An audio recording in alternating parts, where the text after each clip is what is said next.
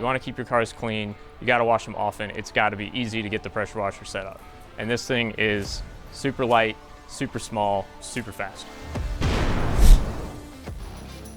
It's plenty powerful enough to get the grease, the fingerprints, handprints off the cars and motorcycles. Lower PSI is always going to be safer. The higher GPM gets your water flowing faster, gets the soap off the car, rinsing it quicker. I can grab with one hand, grab all my detailing tools with the other. I can be up here, have this set up to wash a car in 5 minutes. The short handle gets in fender liners a lot better than the long handle.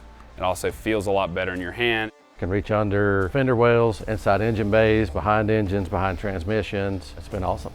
Some cars have this much space and you can't get in there to rinse properly. It just is much more maneuverable.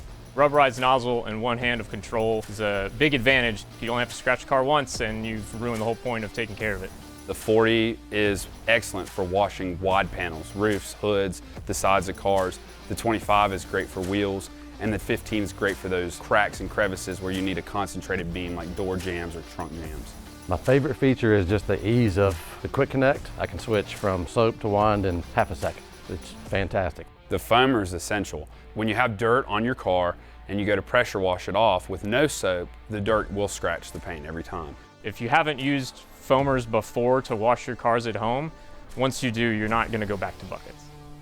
Longer length hose, it's a no-brainer. Being able to just walk all around the car, one hand on the nozzle, one hand managing the cord, is super fast. The alternative to get a high gallon per minute pressure washer is going to cost over $1,000. And for a lot of people starting out, it's just not reasonable. The biggest thing is time.